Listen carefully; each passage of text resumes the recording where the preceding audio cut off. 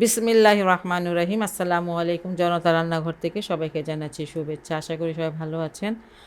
আজকে যে রেসিপিটি আমি করব সেটা হচ্ছে পেঁয়াজ এবং রসুনের টালা ভর্তা। আর এই ছোটো দেখে পেঁয়াজগুলো নিতে হবে, অবশ্যই বেশ ছোটো ছোটো দেখে নিতে হবে। বড় পেঁয়াজ নিলে এটা সহজে সিদ্ধ হবে না।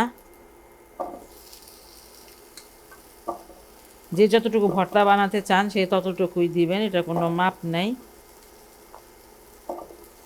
পুরোপুরি ছিলে নিতে হবে না। এই মাথাটা কেটেছি আর এটা কেটেছি, কেটে তারপরে এইভাবে চামড়া উঠিয়ে নিয়েছি। এক দুই পরত চামড়া উঠিয়ে নিলেই হবে। এই যে দুই মাথাটা কেটে তারপরে ছোটো পেঁয়াজ তো একদম চামড়াটা আবার শুকিয়ে গেছে। আর রসুন নিয়েছি, এই যে বড় ধরনের রসুন, বেশি কয়েক কোয়া নিয়েছি। এটা পেঁয়াজটাই বেশি দিতে হবে, রসুনটা কম দিতে হবে। তাও বড় দেখে প্রায় 1.5টা রসুন আছে এখানে। এটা আস্তে আস্তে আস্তে আস্তে রেখে আস্তে আস্তে করে ভেজে নিতে হবে, কোনো তেল টেল কিচ্ছু দেওয়া লাগবে না। এটা খেয়াল রাখতে হবে যাতে ভালো করে সিদ্ধ হয়।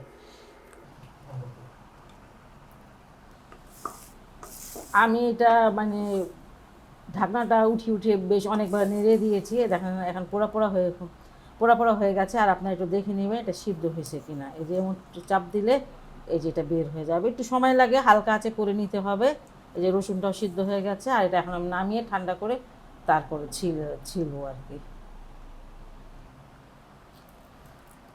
এগুলো ঠান্ডা হয়ে গেছে, এখন ছিলে নিব।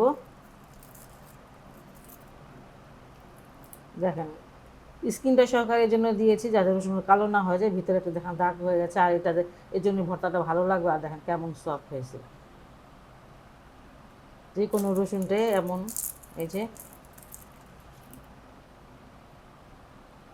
পেঁয়াজগুলো দেখায় যে কি কতটা নরম হয়েছে, ভিতরে দেখেন লিচুর মতন দেখা যায় দেখতে। এই যে আগাটা আর গোড়াটা কেটে নিলে সুবিধা হয়।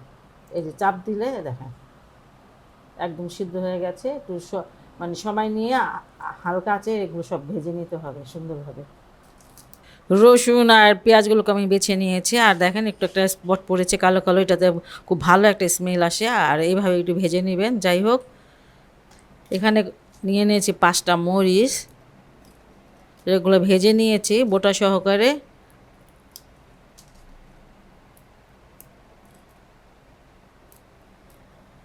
স্বাদ মতন দিয়ে দিব লবণ।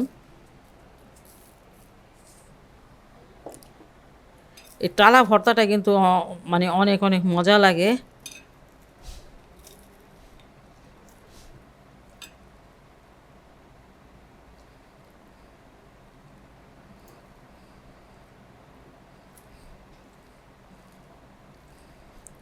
পেঁয়াজগুলো অবশ্য ছোটো নেওয়ার চেষ্টা করবেন। ছোটো পেঁয়াজে তাড়াতাড়ি ভাজা মানে টালাটা হয়। বড় পেঁয়াজ সিদ্ধ হতে প্রচুর সময় লাগে। আর অনেক সুন্দর একটা স্মেল আসতেছে ভাজা ভাজা। মরিচের সাথে মিশিয়ে নিচ্ছি। মরিচটা নিজের পছন্দ অনুসারে দিবেন।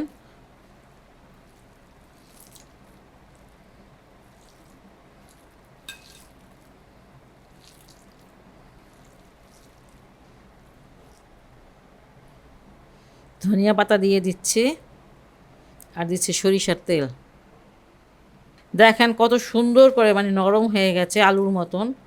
খুবই হেলদি এবং টেস্টি একটা ভর্তা। এটা বাসায় আপনারা অবশ্যই ট্রাই করবেন। পেঁয়াজ রসুন আমরা সবাই খাই। যাই হোক, আর যদি ভালো লাগে আমার এই রেসিপিটি তাহলে অবশ্যই আমার চ্যানেলকে লাইক কমেন্ট সাবস্ক্রাইব করবেন।